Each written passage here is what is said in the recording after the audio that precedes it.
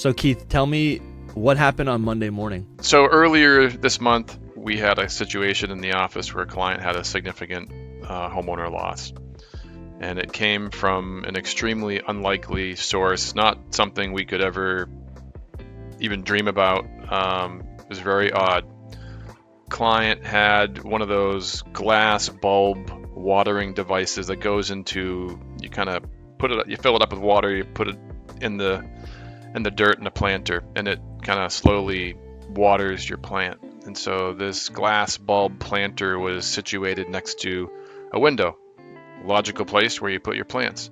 And so this window was collecting sunlight, and the sunlight was hitting this glass bulb and heating it up, and then it dried out, and it got so hot that it actually heated up the soil that was in the pot, and it combusted, and it was near other things inside the house, couches, furniture, what have you, and it literally started a significant fire, and the homeowner was not home, and it created a devastating situation, a devastating fire, and the neighbors saw the fire and called the fire department, and this house sustained severe damage. Fortunately, nobody was home, no pets were home, but the fire loss is significant, and there's a lot of property damage, and it has created, of course, when you have a property loss like this, a massive inconvenience for a homeowner to be displaced from their home for an extended period of time.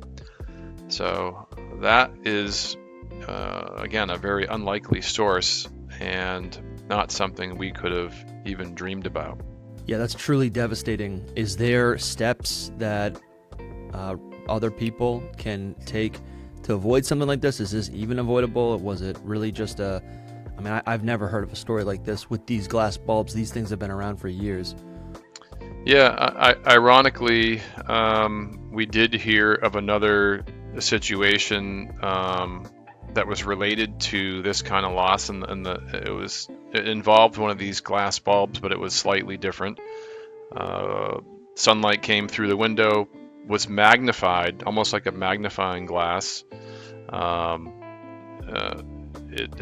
beam of sunlight went through the glass bulb, and it hit a couch, and it burned the couch, and the couch is what started to catch on fire. In that situation, the homeowner was actually home and was able to smell something and extinguish it, but again, equally as shocking to the homeowner that was the source. In this particular situation, prevention, how do you prevent this kind of thing from happening again? Just short of saying, if you have one of those glass bulbs, throw it out, get rid of it. You see them everywhere. You see them in, home stores. You see them in,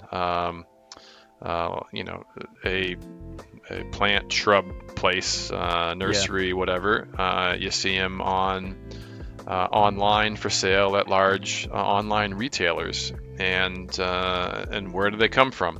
Maybe some are made here domestically. Maybe they're made in foreign countries. And the trouble with these things is you probably can't determine where it's from. There's probably no maker's mark on it, so there is no real even source of recovery from the other party. So in terms of prevention, I would say if you have one, toss it in the trash. Yeah. And just be aware that it's actually a thing. Otherwise, prevention-wise, how do you?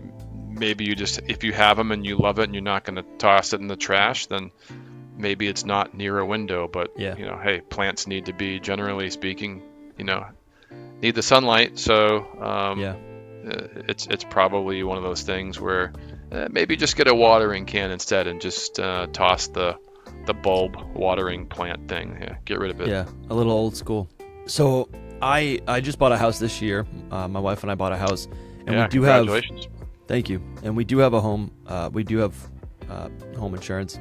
But what are some things? I mean, after this conversation, now I'm thinking about what kind of coverage we have.